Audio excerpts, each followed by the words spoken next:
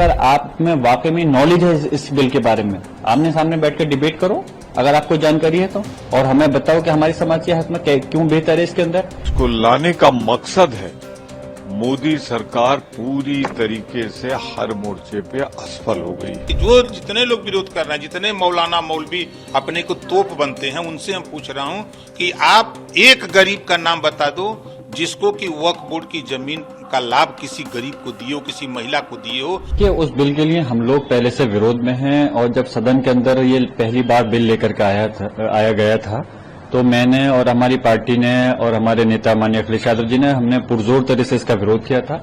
और मैं पहले भी बता चुका हूं, विरोध करने का कारण हमारा ये नहीं है कि सिर्फ के बिल को बीजेपी एनडीए सरकार लेकर के आ रही है, क्योंकि बिल के अंदर असल में काफी सारी चीजें जो हैं हमारे लोगों का हक छीनने का जो काम हो रहा है, इस वजह से हमने इस बिल का अपोज किया था।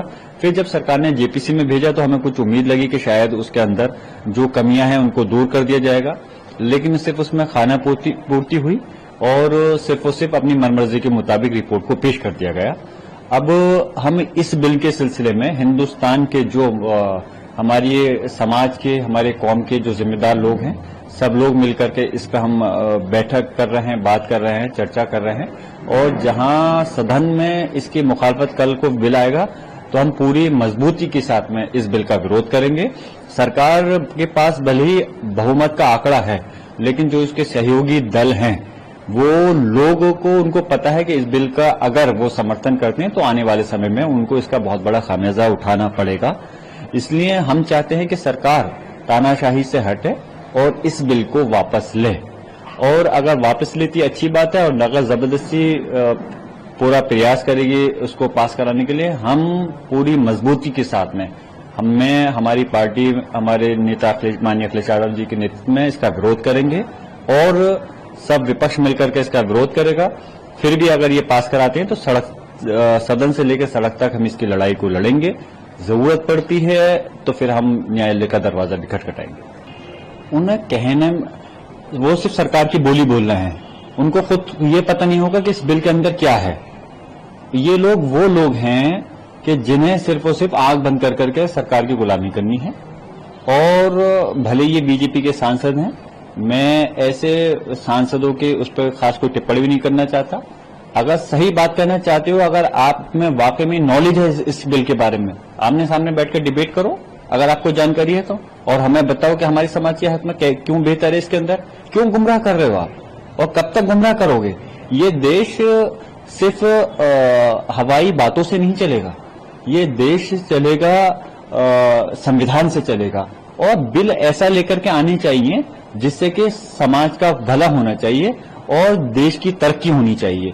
सिर्फ अगर कोई गलतफहमी ये पाल ली जाए कि एक कम्युनिटी को टारगेट कर करके आप इस देश का भला कर सकते हो, तो ये देश के साथ में आपकी वफादारी नहीं हो सकती।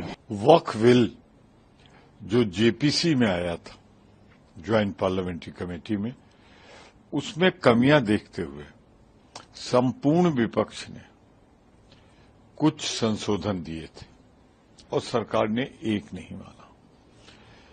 अगर उसी स्वरूप में आएगा तो ये भारत के संविधान की मूल भावना के खिलाफ होगा, ये देश की एकता और अखंडता के खिलाफ होगा। शुरुआत हुई है, अभी मुस्लिम वक्फ बोर्ड आया है, कल दूसरे अल्पसंख्यक भाई हमारे हैं, सिख हैं, जैन हैं, ईसाई हैं, इनके सबके खिलाफ भी आएगा।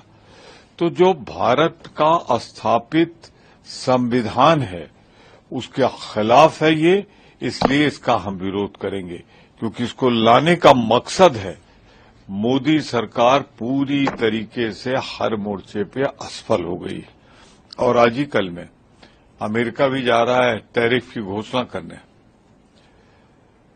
तो ये सारी असफलताएं, चाहे महंगाई हो, चाहे बेरोजगारी हो, चाहे विदेश की नीतियां हो, रक्षा नीति हो, सब पे आज किसानों के सामने एक अभियुक्त के रूप में खड़ी हुई है सरकार।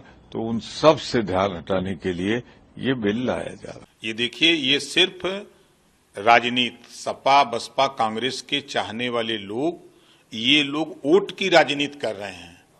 जब पंडित जवाहरलाल नेहरू ने वक्फ बोर्ड में नियमावली में संशोधन के 3 बार संशोधन हुए हैं, इसके पहले, तो वही लोग बनाए कांग्रेस कानून ने, तो उसमें जो कमियां हैं समय समय पर उसमें सुधार लाया जाता है।